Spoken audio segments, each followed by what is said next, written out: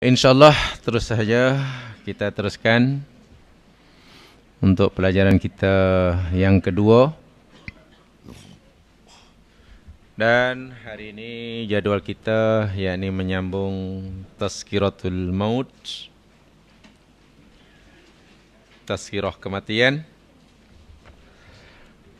Tajuk yang nak kita bicarakan yakni, lihat notanya muka surat 12.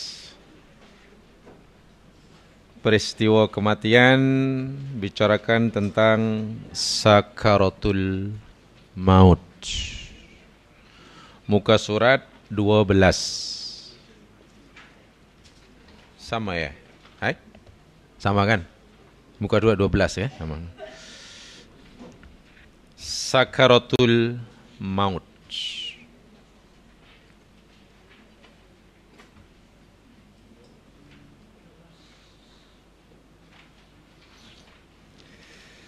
Perkataan sakaratul maut dalam bahasa Melayu ataupun sakratul maut dalam bahasa Al-Quran.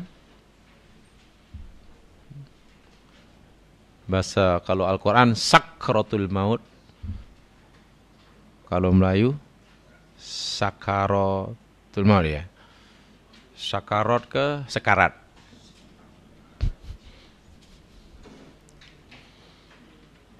Yakni berdasarkan firman Allah di dalam surah Qaf, surah 50 ayat 19, satu di antaranya. Di dalam ayat itu Allah berfirman, A'udzubillahi minasyaitonirrajim, wa ja'at sakratul mauti bil haqq. Dzalika ma kunta minhu tahid. Dan yakni apabila telah sampai ajal seseorang itu, telah tiba ajal seseorang itu, yakni datanglah sakratul maut dengan sebenar-benarnya. Dan akan dikatakan kepada orang yang mengingkarinya, itulah sesuatu perkara yang engkau selalu ingin mengelakkan diri daripadanya. Lari daripadanya. Dalam istilah lain, Quran tidak sebut sakratul maut atau sakaratul maut, tapi disebutnya ghamaratul maut. Ghamarat. Ghamarat maknanya sama. Contohnya di dalam surah Al-An'am ayat yang ke-93. Di sana tidak disebut sakratul maut tapi ghamaratul maut. Ghamarat.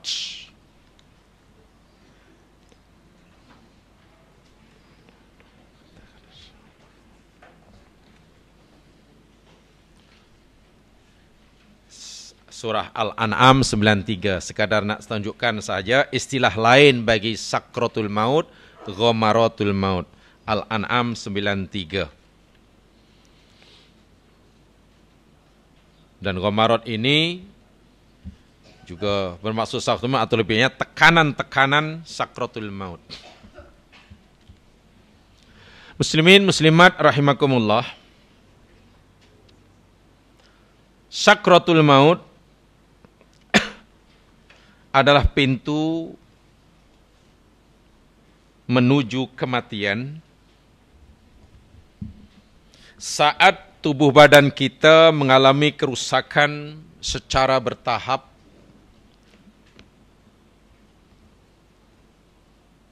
menuju pada kehancuran sistem secara menyeluruh dalam tubuh kita. Yakni ketika jiwa kita telah bersiap sedia atau bersiap-siap meninggalkan jasad kasar kita karena sudah tidak dapat lagi jasad ditempati dan diami olehnya. Maka di waktu itulah kejadian yang sangat dahsyat bagi seseorang yang hendak mati. Dikatakan dahsyat kerana terlepasnya jiwa daripada badan adalah satu proses. Terlepasnya jiwa daripada badan ini adalah suatu proses. Bahasa kami dahulu istilahnya pencabutan energi daripada badan material kita. Sebab jiwa ini lebih bersifat energi. Sedangkan tubuh badan kita bersifat material. Proses pencabutan jiwa yang bersifat energi daripada badan kita yang bersifat material ini sangat-sangat menyakitkan. Sehingga setiap orang tak kira mukmin ataupun kafir pasti akan mengalami apa yang dipanggil sakratul maut. Sakrah. Al-Quran sendiri menegaskan bahwa sakratul maut adalah kejadian yang sangat menakutkan, mengerikan. Justru bukan kerana selepas kematiannya, melainkan pada proses menuju kematian. Ini yang barangkali yang perlu kita fahami dari ayat ini pertama sebagai mukadimah. Ayat yang dibacakan tadi, yakni di dalam surah Qaf ayat 19 ini, Allah dengan nyata, dengan jelas memberitahu kita bahwasanya sakratul maut yang pasti dialami oleh setiap insan, tak kira mukmin atau kafir, satu peristiwa yang sangat-sangat menakutkan. Karena Allah sendiri nyatakan, ma kunta minhu tahid. Ini yang kamu selihat nak lari ni, lari ke mana, mengelak kematian, lari sana. Kan tak ada orang yang ingin mati kan? Kan takut mati. Jangan, kalau boleh janganlah dulu. Sehingga ada orang yang berusaha bersungguh-sungguh melawan kematian walaupun tak ada yang berjaya. Tak ada, melawan kematian ini hanya sia-sia. Usaha upaya melawan kematian hanya sia-sia. Sebab pasti kalah. Pasti kalah. Lihat saja bagaimana sibuknya doktor-doktor pakar bergabung tenaga, puluhan doktor pakar untuk memastikan orang penting di negara tertentu jangan mati kalau boleh. Mulai pada pakar rambut hingga pakar kuku. Bayangkan. Semua menjaga. Yang rambut jaga rambut aja. Yang kuku jaga kuku aja. Jangan sampai ada satu sel pun yang mati dalam tubuh. Kalau ada sel yang mati, segera diupayakan supaya ada sel penggantinya. Bayangkan, jadi berpuluh-puluh dokter. Akhirnya mati juga kan. Ya, melawan kematian hanya sia-sia. Dan itulah kita bicarakan dalam mukadimah dahulu. Kalau begitu sikap yang patut ada bukan melawan, tapi bersedia menghadapi. Kan lebih elok masa dan tenaga dimanfaatkan untuk membuat persediaan menghadapi daripada dihabiskan tenaga untuk melawan yang akhirnya kalah. Dan pasti kalah. Jadi dalam ayat tadi dinyatakan Allah dengan jelas sekali bahawa keadaan sakratul maut, yakni proses berpisahnya jiwa yang bersifat energi daripada tubuh badan kasar yang bersifat material ini sangat-sangat menakutkan. Setiap kamu akan lari. Jadi yang menakutkan prosesnya, proses menuju kematian. Bukan apa yang berlaku selepas mati dalam ayat inilah. Oh, kalau begitu bukan sembarang, bukan perkara yang remeh ya tentang sakratul maut ini. Karena itu yang dinyatakan Allah sangat-sangat menakutkan. Sebab itulah sakratul maut. Halatun tu'radu bainal mar'i wa aqlih. Satu keadaan di mana seseorang kehilangan kesadarannya. Sakroh ini kan dari sakaratul kan daripada sakaroh. Sakaroh maknanya mabuk. Sakaroh itu maknanya mabuk. Kalau syakaroh maknanya syukur.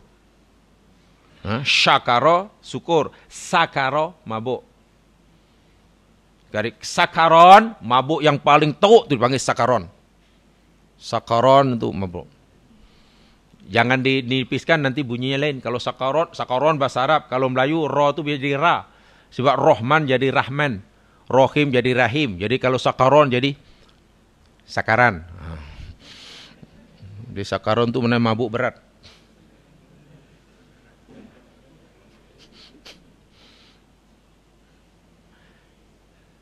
Ayat ini jadi satu menceritakan kepada kita tentang gejala yang berlaku ketika seseorang sudah mulai mendekati saat-saat kematiannya. Yang Quran kata sakarat, mabuk. Mabuk. Macam gejala mabuk lah. Gejala mabuk. Saya ingin membaca ini keterangan tentang sakaroh ni. Saya ingin membacakan keterangannya tentang sakaroh daripada sarjana Islam, sebab saya tak saya lebih percaya kepada kajian orang Islam daripada orang Busan, walaupun kajian ilmiah biasanya hasilnya sama. Tapi kalau orang Islam kan lebih dipandu oleh wahyu begitu. Yang terjemahannya dalam bahasa Melayu lebih kurang begini, mabuk itu. Ya, mabuk biasanya kan dikaitkan dengan minuman yang memabukkan, makanan yang memabukkan, dia punya alkohol. Alkohol itu sebenarnya dalam bahasa Arab namanya alghol. Ghol itu maknanya menghilangkan kewarasan. Algholu itu sesuatu yang boleh menghilangkan kewarasan berfikir. Jadi alghol bahasa Arab, bahasa Melayu jadi alkohol. Tambah ko aja lah. Wah, bahasa Arab tuh. Bahasa Arab jadi alkohol. Ya pasal ada a itu kan Arab tuh. Al itu masih ada al aja Arab lah. Alkohol.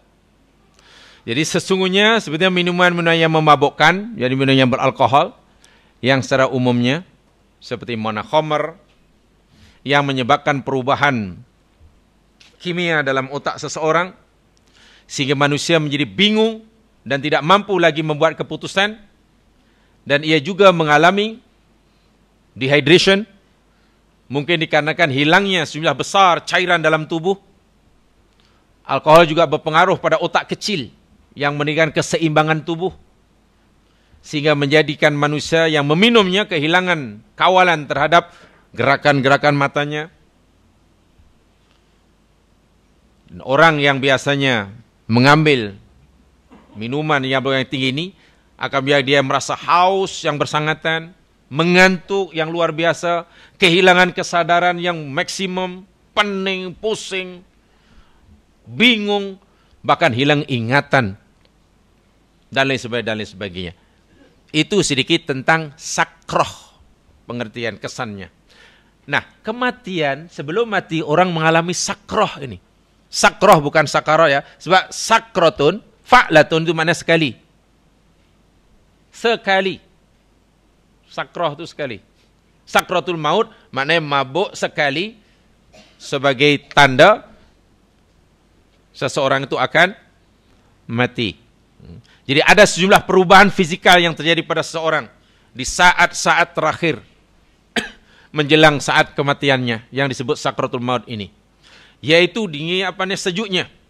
Seluruh anggota tubuh mungkin sudah mulai menurun, rasa lemah, mengantuk, kehilangan kesadaran, yang hampir tidak dapat membezakan sesuatu dikarenakan kurangnya bekalan oksigen dalam darah yang dapat mencapai otaknya, sehingga menjadi bingung yang berada dalam keadaan, istilah mereka dalam bahasanya delirium. Delirium ini jadi gangguan mental yang ditandai dengan ilusi, halusinasi, ketegangan otak, dan kegelisahan fizikal yang maksimum, sehingga menelan air liur pun menjadi susah, aktivitinya sangat terhad, bernafas sangat lambat, tekanan darah menurun begitu drastis sekali, menjaga hilangnya kesadaran, yang mana seorang akan merasa lemah dan sangat-sangat payah. Yang herannya jamaah sekalian, bukankah sebetulnya orang yang mati, orang yang tidak mati yang Allah sebut sebagai sakarat mabuk, jadi mempunyai persamaan, gejalanya mempunyai persamaan dengan betul-betul orang yang mabuk. Kehilangan kesadaran, tidak berfungsi, hilang ingatan, bingung, dan lain sebagainya, dan lain sebagainya. Dan banyak lagi persamaan-persamaan yang dialami. Tetapi yang menjadi perbicaraan dalam ayat ini, yakni bukannya hilangnya itu. Orang tadi, ya anggap kritikal ya mas sekalian, karena ia telah berada di pintu yang dia mesti keluar daripada dunia, pergi ke alam yang selepasnya. Peristiwa perpindahan daripada dunia ke alam barzah itulah yang seorang mesti alami, yang seorang mesti lalui. Walaupun Quran berkali-kali menceritakan kepada kita, yakni kamu lari, kamu melarikan diri, kamu takut, dan seterusnya sebagaimana dinyatakan di dalam Al-Quran tadi. Sedikit daripada pengakuan, daripada testimoni yang diberikan bukan oleh sekarang, testimoni ini diberikan oleh orang dahulu, bukan sekarang. Rasul SAW sendiri pernah memberikan satu kenyataan tentang dahsyatnya sakratul maut ini. Demikian juga sahabat-sahabat yang lain. Umar bin Khattab juga pernah menyatakan, Rasulullah SAW sendiri sebagaimana dinyatakan dalam kitab Al-Bukhari daripada Aisyah radhiyallahu anha, sebelum wafatnya Nabi menyatakan, kana yaqul 'inda mautihi, adalah Nabi sallallahu alaihi wasallam berkata, bersabda saat menjelang kewafatannya, la ilaha illallah, inna lil mauti sakarat. Tiada Tuhan yang berhak disembah melainkan Allah. Sesungguhnya kematian itu ada padanya sakarat. Nabi sendiri pun mengalaminya. Dan setelah sedikit datang kesadarannya, Nabi mengucapkan apa yang dinyatakan oleh Imam Bukhari dalam hadis Bukhari. Sesungguhnya kematian itu ada sakarat. Malah sekarang. Dan lebih menakutkan lagi, jika orang yang mati tadi bukan orang yang mukmin, tetapi orang yang kafir. Bila orang yang mati ini orang kafir, mereka akan bertamanni, mereka akan mengharapkan supaya Allah Subhanahu wa ta'ala mengembalikannya ke dunia atau menahannya supaya tidak jadi mati, hidup semula kalau dah jadi terlanjur mati, ataupun ditangguhkan umurnya sebagaimana yang dinyatakan oleh Allah di dalam firman-Nya, yakni dalam surah Al-Mu'minun. Oh, sini tidak ada. Di dalam surah Al-Mu'minun ayat yang ke-99. Al-Mu'minun. Ini jika yang meninggal tadi orang kafir. Jika yang nak mati tadi orang kafir. Allah nyatakan dalam ayat yang ke-99 dan ayat 100.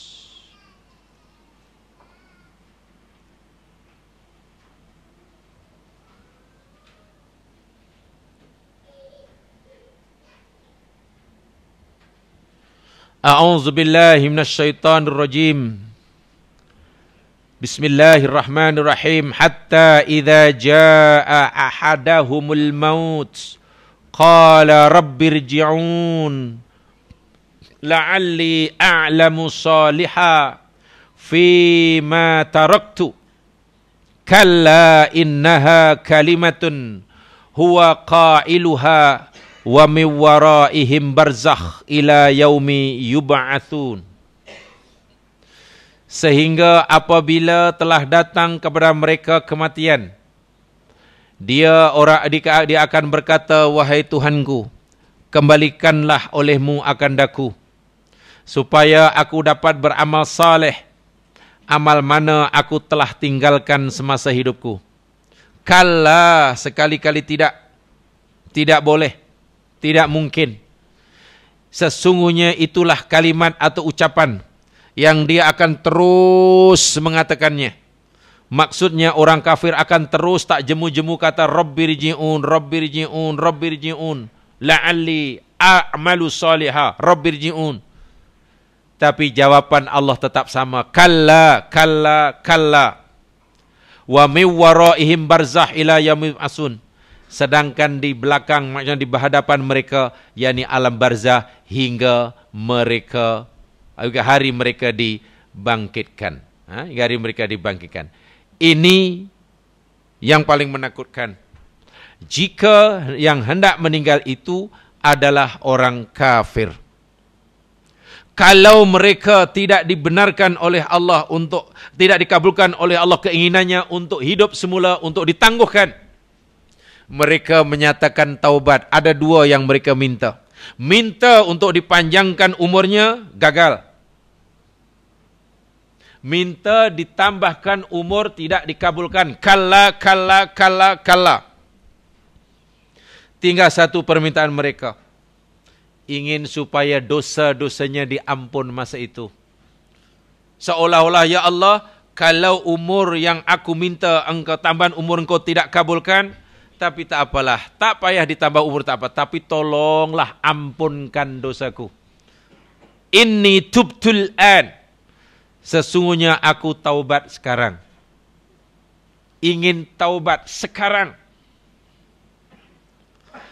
Dan permintaan yang kedua itu pun ditolak oleh Allah Subhanahu wa ta'ala. Ditolak oleh Allah Subhanahu wa ta'ala. Dinyatakan oleh Allah Subhanahu wa ta'ala di dalam surah An-Nisa, muka surat yang ke-13,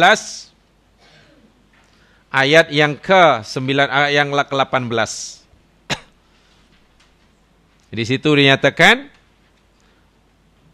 wa laisatit taubatu lilladzina ya'maluna as-sayyi'at hatta idza hadara ahadahumul maut qala inni tubtul an walalladzina yamutuna wa hum kuffar ulaika a'tadna lahum 'adzaban alima.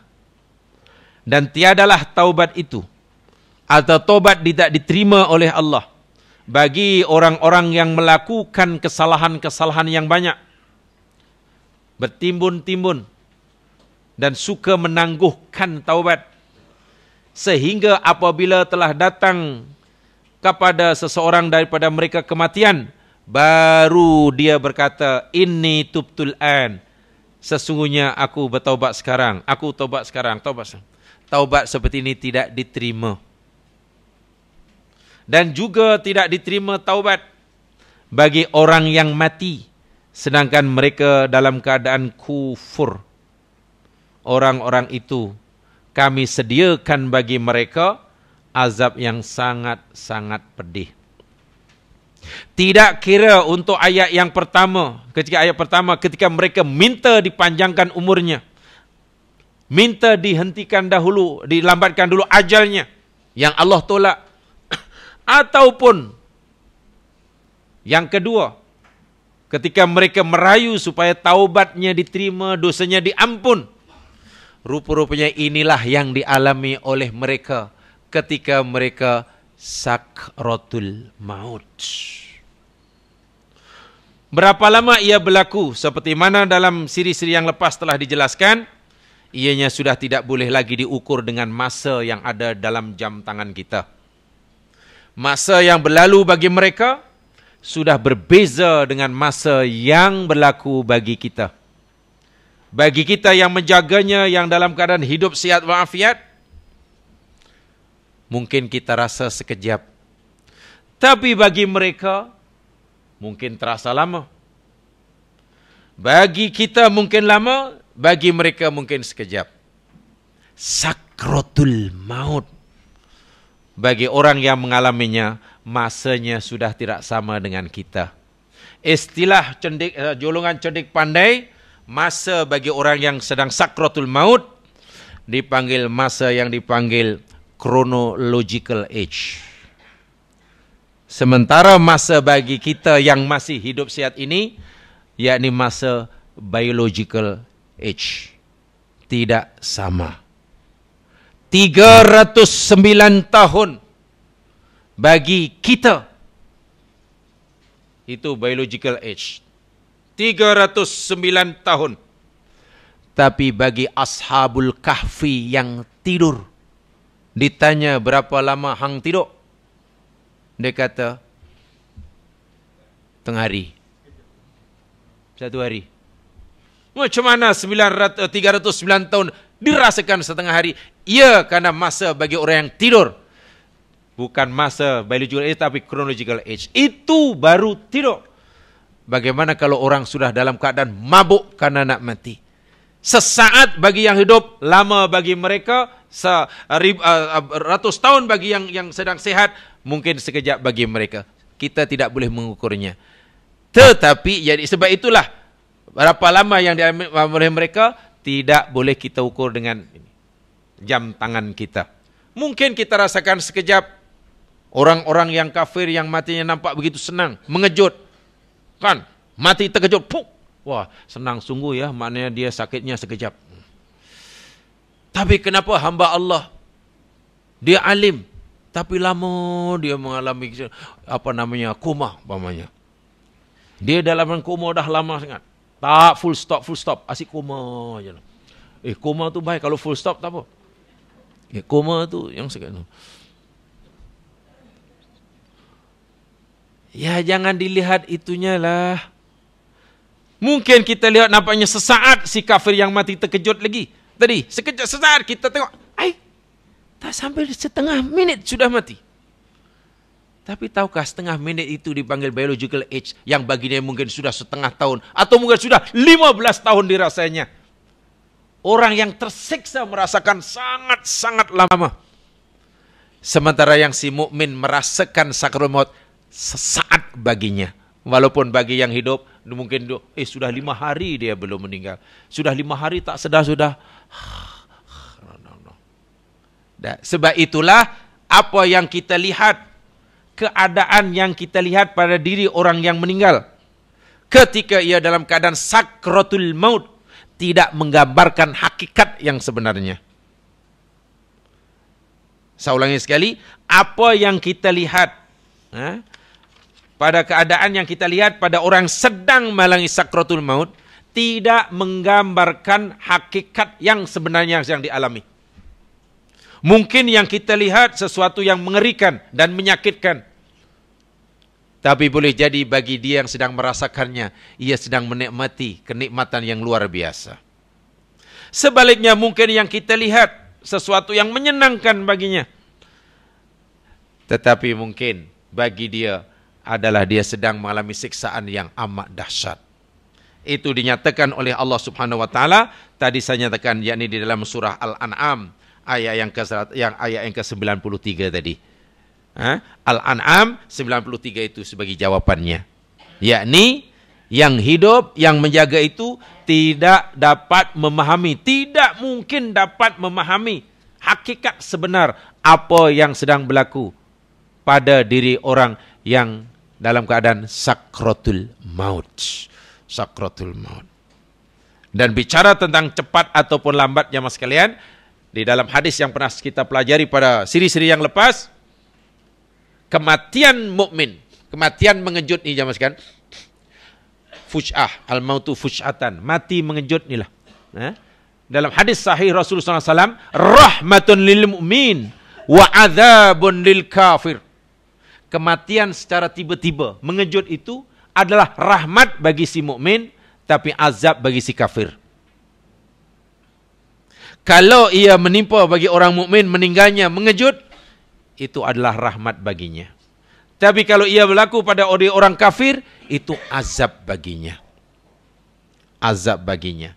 Jadi itu Nabi telah jelaskan, dan ini hadis telah saya sampaikan pada siri-siri yang lepas. Jadi rayuan dan permintaan yang kedua pun tidak dikabulkan oleh Allah. Kerana taubat last minute seperti itu sia-sia. Sia-sia. Fir'aun laknatullah alaih pun ketika menjelang saat kematiannya pun menyatakan keimanannya pada Allah. Sempat mengucap Fir'aun pun. Ingat, Fir'aun pun sempat mengucap sebelum matinya. Dia kata, amantu billadhi amanat bihi banu Israel wa ana minal muslimin. Annahu la ilaha illalladhi amanat banu Israel.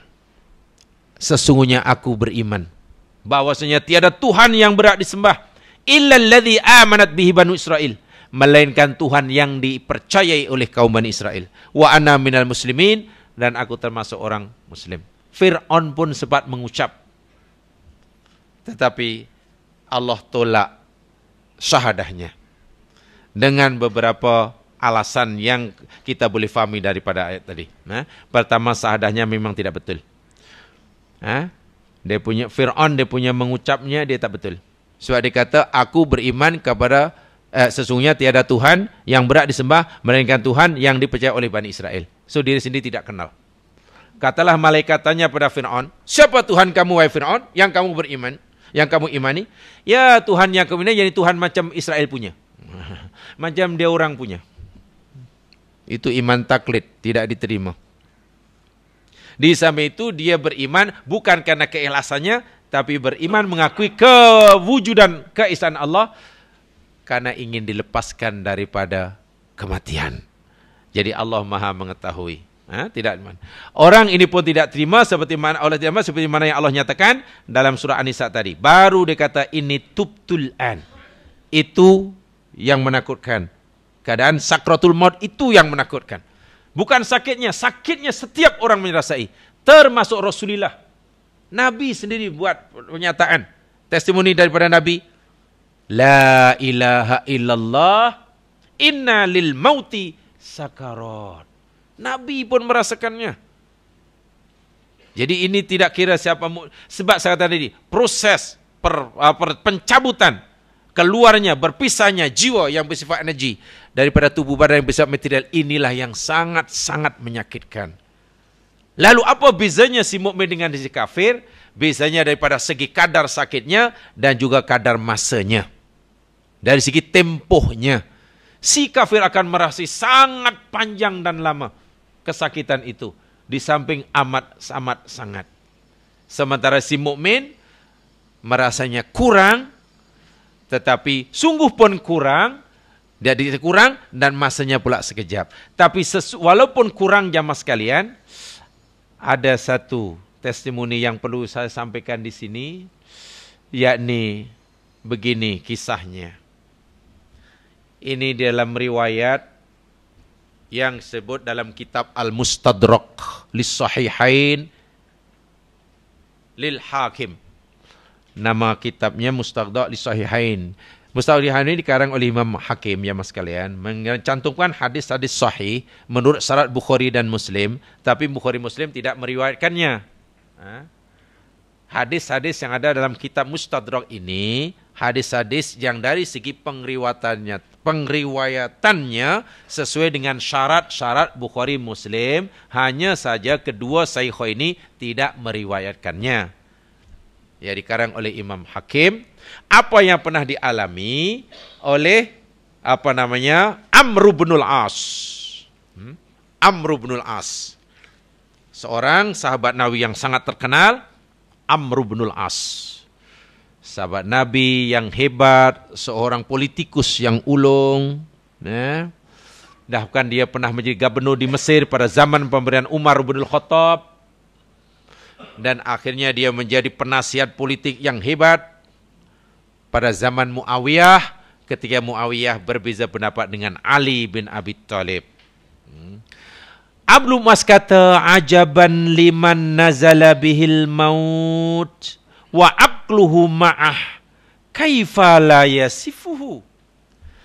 Aku heran sungguhlah tentang orang yang dekat kematiannya.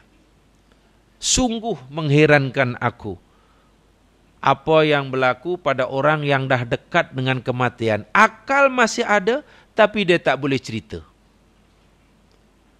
Heran. Akal ada, tapi tak boleh cerita. Aku heran. Beliau pernah kata begitu. Tapi falamma nazala bihil maut, ketika beliau sendiri sudah dekat ajalnya dan pernah mengalami sakratul maut, kemudian sedar semula.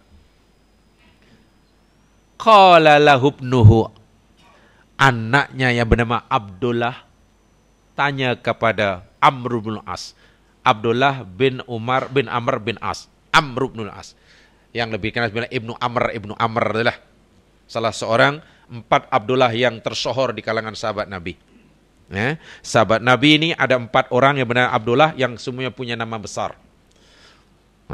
Abdullah bin Umar bin Khattab, Abdullah bin Abbas yang Nabi jaga dan mencari sepupu Nabi, Abdullah bin Mas'ud dan Abdullah bin Amr.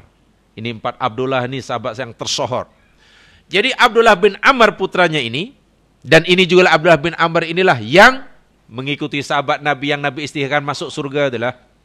Dalam majlis Nabi kata sekejap lagi ada orang masuk ahli surga datang ke tempat kita. Yang pergi ke rumahnya 3 hari 3 malam tidur nak tengok apa amalan. Inilah orangnya Abdullah bin Amr. Setelah bapaknya nak meninggal, mengalami sakratul maut, kemudian sedar semula, Abdullah tanya kepada Abdullah yakulu, apa namanya? Siflanal maut wa aqluka ma'ak. Ayah, tolong bagi tahu kami ayah, apa yang ayah sedang rasakan ketika ayah mengalami sakratul maut. Ayah pernah cerita, ayah heran orang nak mati akal ada tapi tak boleh cerita. Sekarang tolong ayah ceritakan apa yang ayah sedang alami. Sebab Amr bin As ni rupanya pernah mengalami sakratul maut, kemudian sedar semula. Masa sedar itulah ditanya oleh anaknya. Faqala, jawab Amr bin As, ya bunayya, wahai anak kesayanganku, al mautu ajal min ayyusaf. Rupa-rupanya saat-saat menjelang kematian atau saat mati adalah sesuatu yang sangat susah untuk diceritakan.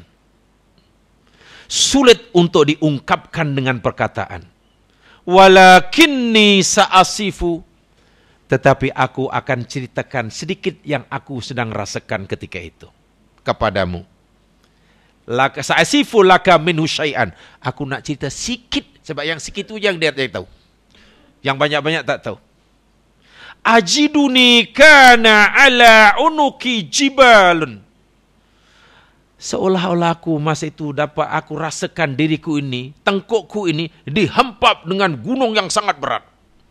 Ada semacam bukit yang begitu berat menindih tengkukku. Wa ajiduni ka'anna fi jawfi shiwak. Dan aku sedang rasakan seolah-olah perutku dipenuhi dengan duri yang menusuk-nusuk tajam pada tali perut ususku. Wa ajiduni ka'anna nafsi takhruju min saqabi ibrah. Dan aku dapati seolah-olah jiwaku ini akan keluar melalui lubang yang sangat kecil tapi dipaksa keluar. Benda yang besar kemudian disuruh keluar atau masuk pada lubang yang sangat kecil, kan sakit ya. Ya macam badan tersepit lah begitu. Itu yang dirasakan olehnya. Ini orang alim nih, ini sahabat nih, Amr bin As. Amr bin As. Jadi dia merasakan seolah-olah di tengkuknya ini ada bebanan yang luar biasa dahsyatnya. Sangat-sangat berat. Hatinya, perutnya seolah-olah dipenuhi dengan duri yang tak tahu berapa banyak yang menusuk-nusuk dirinya, dan seolah-olah jiwanya ini akan keluar melalui lubang yang sangat-sangat kecil, sangat kecil. Kalau sahabat radhiyallahu an pun merasakannya. Kalau Nabi sendiri pun merasakannya, ya jangankan orang lain. Tetapi hakikatnya bukan tentang sakit itu rupa-rupanya yang perlu dirisaukan. Sebab kalau merisaukan tentang sakitnya, tidak ada orang sakratul maut yang tidak sakit. Lalu apa kalau itu yang perlu dirisaukan? Yakni keadaan ketika sedang sakit itu, apa keadaan kita? Husnudzonkah kepada Allah atau suudzonkah kepada Allah? Kita dalam keadaan baik kepada Allah kah atau dalam keadaan tidak baik kepada Allah? Itu yang paling mustahak. Bukan dirisaukan sakitnya, karena setiap orang pasti akan mengalami sakitnya sakratul maut. Rasulullah merasakannya, sahabat merasakannya, semua anak cucu Adam merasakannya. Tidak ada yang tidak merasakan. Begitu pengakuan dalam hadis-hadis Nabi SAW, Nabi sendiri dan juga para sahabatnya. Hanya yang wajib kita tanamkan ialah rasa ingin segera jumpa Allah, diridhoi oleh Allah dan lain sebagainya. Jadi persediaan persiapan itu lebih penting. Sebab apa ya mas sekalian? Kalau jiwa itu jiwa yang tenang, jiwa itu jiwa yang baik, seperti mana yang dinyatakan dalam ayat yang lain, yakni ya ayyatuhan nafsul mutmainnah irji'i ila rabbiki radhiyatan. Jadi adakah jiwa yang tenang merasai sakitnya? Iya, tetapi sekejap, sesaat mungkin. Adapun jiwa-jiwa yang amarah, ya tentulah sulit dan sangat-sangat menyakitkan.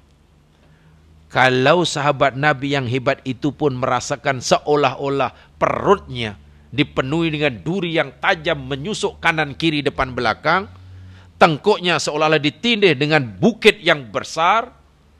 Ya bagaimana kalau bukan sahabat Rasul?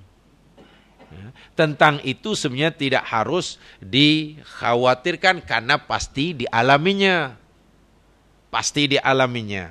Yang patut dikhawatirkan ialah keadaan jiwa tadi dalam keadaan suka atau sebaliknya. Sebab Rasul sallallahu alaihi wasallam telah bersabda dalam hadis Bukhari, dari Bukhari Anas bin Malik, man ahabba liqa Allah ahabballahu liqa'ah.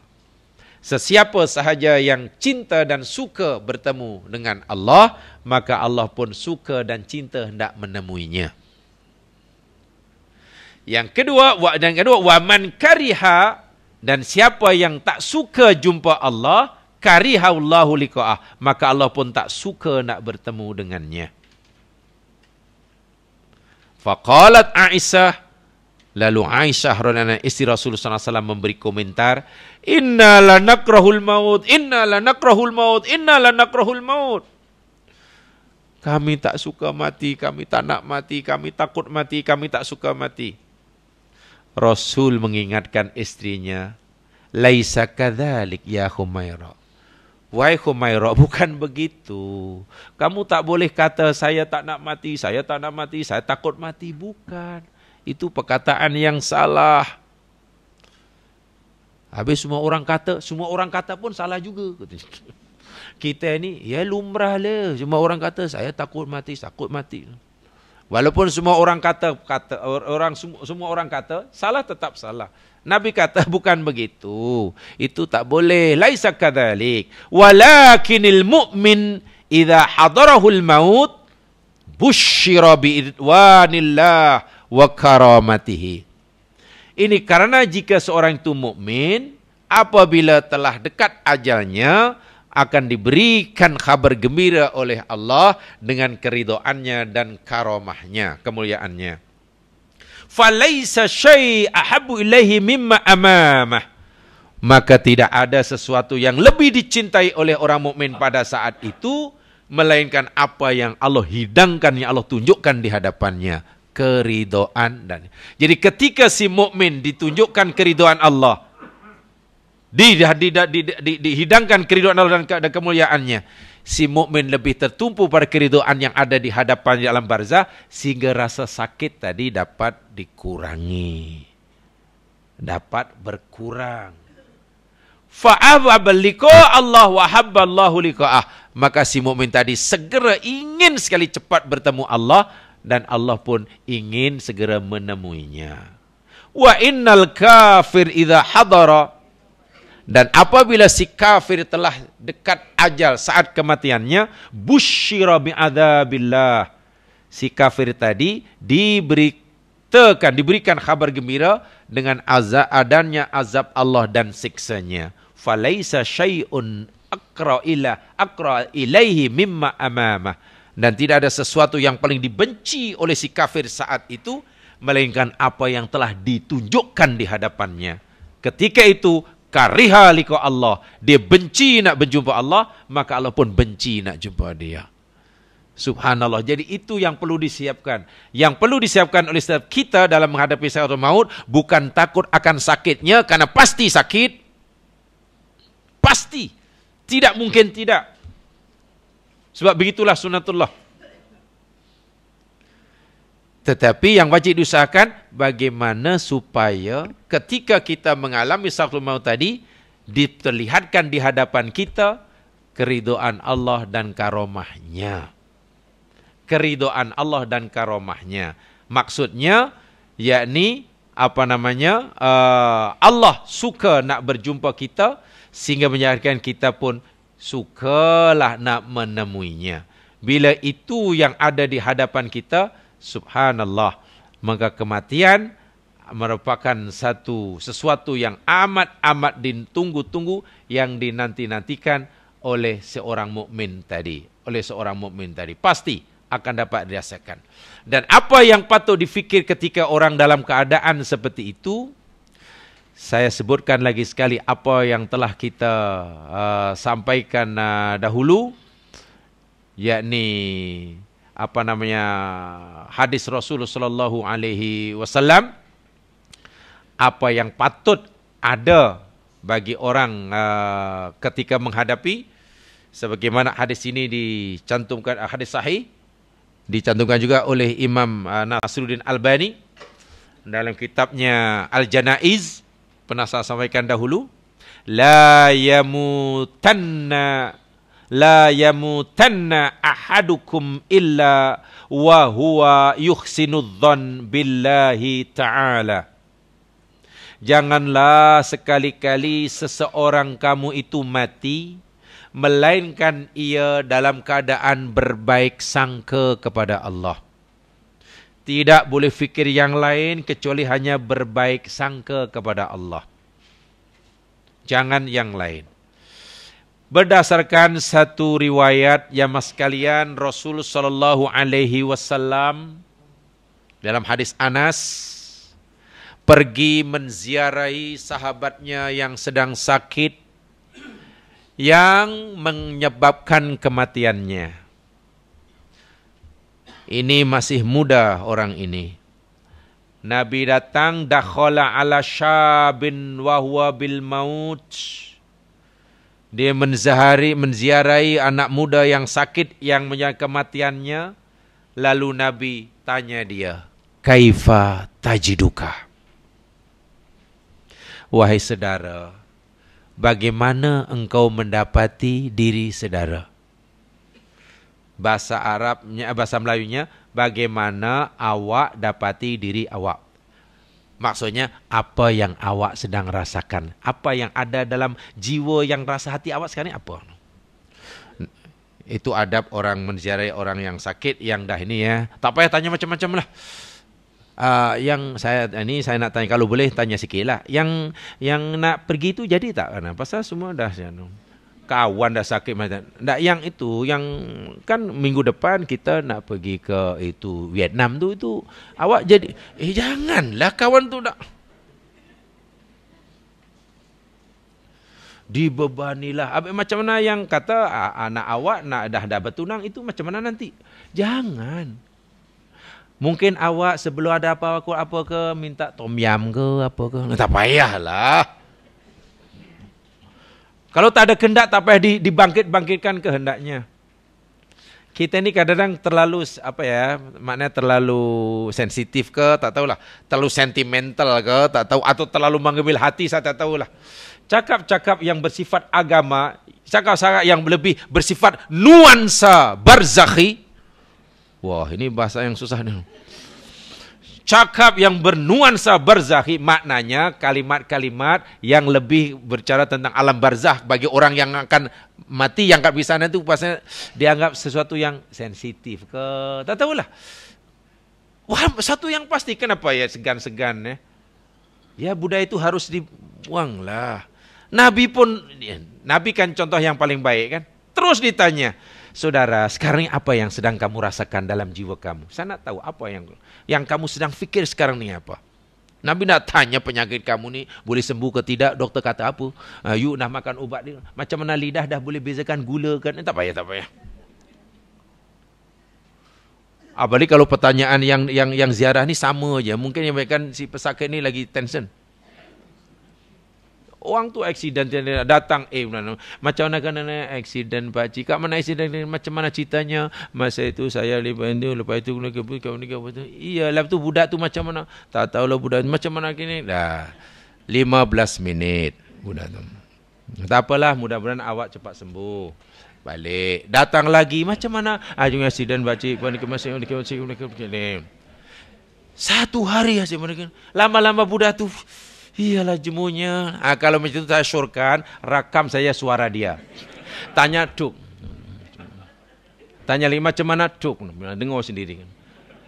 Lama tension terus. Jangan kalau macam mana kamu, macam mana? Apa penyakit? Kalau setiap yang datang pertanyaan sama.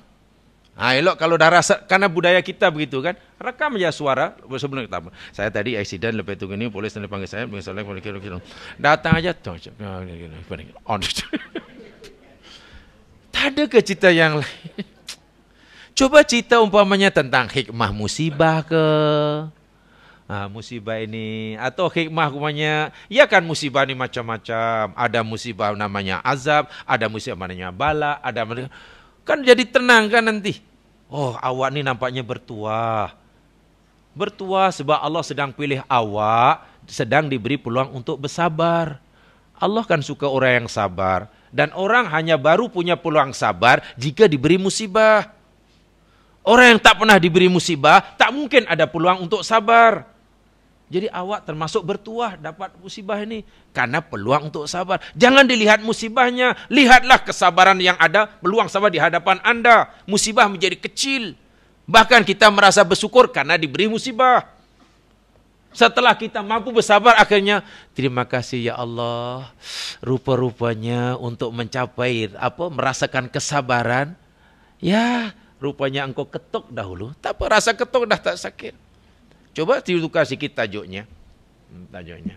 Jangan cerita yang bukan-bukan. Orang sedang sakit tak boleh ini. Dia makan pun tak selera kan.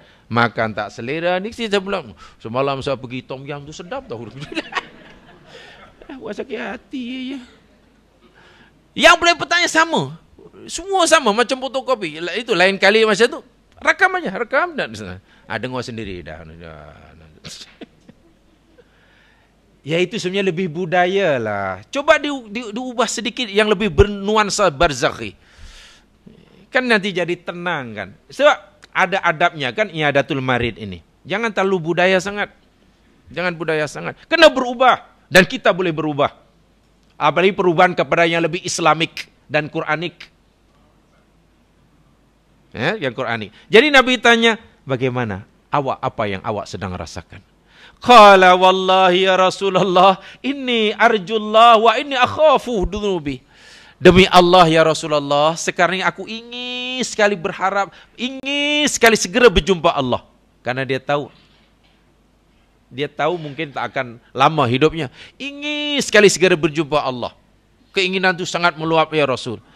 Tapi pada masa yang sama ya Rasul, aku takut setiap kali ingat dosaku.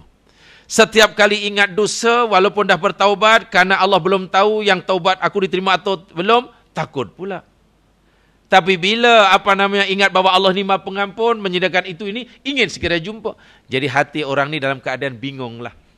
Antara ingin, takut. Antara rojak, dan khauf. Roja, khauf, roja, khauf, roja, khauf. Itu yang dia. Ingat pengampunan Allah, surga Allah, alam barzakh ada ashabul yamin, ada muqarrabun. Ingin segera jumpa mereka. Di alam barzakh jauh lebih baik. Tapi bila ingin ingat dosanya, takut pula. Jadi gitulah. Itu aja yang dirasakan. Dan sahabat ni jujur. Nabi jawab bagi tahu, la yajtami'ani fi qalbi 'abdin fiha mithli hadzal mautin illa a'tahu Allahu ma yarju wa amanahu mimma yakhaf. Begini saudara, tidak akan berkumpul dua sifat yang sedang kamu rasakan ini dalam hati seorang hamba dalam keadaan seperti kamu ini, melainkan Allah akan berikan apa yang dia harapkan dan Allah akan selamatkan apa yang dia takutkan. Artinya, kalau kamu boleh dapat mengekalkan, kalau kamu dapat mengekalkan perasaan kamu itu, takut mengharap, takut mengharap. Ingat pengampunan Allah, ingin segera jumpa Allah. Ingat dosanya, takut lagi. Bila itu kamu dapat kekalkan, hingga kamu menemuinya, kamu dapat dua keuntungan. Satu, apa yang kamu harapkan itu Allah akan bagi, apa yang kamu takutkan itu Allah akan selamatkan. Akhirnya orang ni dah tak fikir lain, hanya itu je lah. Hanya memastikan hatinya sentiasa takut, tomak, takut. Sehingga dalam keadaan sakaratul maut yang diingat hanya itu je. Jiwa akan terus ingat. Ya, akhirnya orang ni masuk surga lah. Masuk. Jadi tidak perlu fikir yang lain rupanya. Fikir sakit, semuanya pasti sakit. Sakaratul maut Allah sendiri buat pengakuan di dalam Al-Quran tadi. Memang sakit. Nabi pun mengalami sakit, sahabat pun mengalami sakit. Orang mati syahid pun mengalami sakitnya sakaratul maut. Sakroh. Kalau Amr ibn As pun begitu, pengakuan dia, apalagi orang lain. Jadi yang penting bukan takut akan sakitnya, tapi apa yang perlu kita sediakan ketika kita sedang mengalami sakitnya yang pasti tadi. Roja, khauf, husnudzon. Husnudzon itu berbaik sangka pada Allah. Dan berbaik sangka pada Allah ini tidak datang kemudian masa itu sahaja. Hendaklah dilatih daripada sekarang. Masa hidup, husnudzon. Berbaik sangka, tidak boleh kecewa. Masa senang tak pernah syukur. Susah sikit, why me? Sampai tidur pun, why me? Kenapalah aku jadi macam ini? Kenapalah aku begini? Baru ditegur sikit sudah kenapalah. Ya mungkin terlalu lama senang, jadi susah sedikit mengeluh. Kalau orang dah lama susah, mungkin kalau senang sekejap lagi bingung. Kan begitu ya. Biasanya orang yang mudah mengeluh ini karena selama ini tak pernah susah. Salah tu baru sedikit sudah kenapalah, macam mana lah. Wah, benda itu mungkin sangat kecil karena kita tidak pandai handle dia. Akhirnya menyalahkan itu, salahkan ini, bingung macam seolah. Wah, musibah yang paling kita takuti bukan musibah dunia, sebaliknya musibah agama, musibah akhirat. Musibah dunia suatu yang pasti berlaku. Setiap orang mukmin pasti akan dimusibah. Yang berupa ujian dalam surah Al-Baqarah pasti tidak boleh dielak. Walanabluwannakum itu pasti akan berlaku. Kalau musibah itu berupa azab, boleh dielak. Kalau musibah berupa ujian, tidak boleh dielak. Ujian adalah pasti. Azab, musibah yang berupa azab, boleh dielak. Sebab azab kaitannya dengan dosa dan kesalahan. Ada kesalahan, ada azab. Tidak ada kesalahan, azab tidak ada. Hanya mungkin yang kita perlu cerdas dalam memahami dalam kehidupan ini, yang sedang menimpa aku ini ujiankah atau azab? Itu yang perlu kita cerdas memahaminya. Itu mungkin ada nanti dalam bab lain lah. Nak memahami yang sedang menimpa ini sebetulnya tegurankah? Atau ujiankah? Atau sebetulnya azab ini? Ini di sini perlu cerdas kita memahaminya. Dan ada garis panduan berdasarkan Al-Quran dan hadis Nabi SAW. Gagal kita memahaminya, sampai bila-bila kita akan bingungnya. Apalagi seolah-olah semua yang menimpa adalah azab, atau semua yang menimpa adalah teguran, atau sebab itu kalau yang menimpa itu ujian, pasti membuat kita tersenyum simpul. Demikian juga kalau yang menimpa kita ini adalah azab, ia pasti akan berusaha untuk memperbaiki dirinya. Jadi perlu kecerdasan dalam memahaminya. Dan untuk memahaminya memang ada garis panduan dalam Al-Quran dan hadis Nabi Sallallahu Alaihi Wasallam. Mungkin dalam bab lain itu nanti. Jadi, jemaah sekalian, itulah yang saya sampaikan. Poin dia, kesimpulannya, bahwa sakratul maut adalah sesuatu yang pasti dan ia menyakitkan. Menyakitkan itu pasti, tidak mengenal sesiapa, tidak pilih kasih, mulai pada Nabi hingga orang biasa, hingga orang kafir. Hanya mungkin berbeza dari segi kadar sakitnya, lama sakitnya. Sebab itu yang penting bagi kita, apakah bekalan yang perlu sediakan ketika kita sedang mengalaminya. Pikir apakah, dan bekalan itu bekalan hati ya, bukan bekalan yang lain-lain. Jiwa, dan jiwa. Dan itu dilatih daripada mula, bukan datang dengan tiba-tiba. Yang pasti husnudzon kepada Allah. Itu penting sekali. Berbaik sangka pada Allah selama kita menjalani kehidupan. Jangan kata kenapa saya, kenapa begitu, kenapa begini, tidak begitu. Jadi wirid waimi itu kena dibuang. Jangan wirid waimi.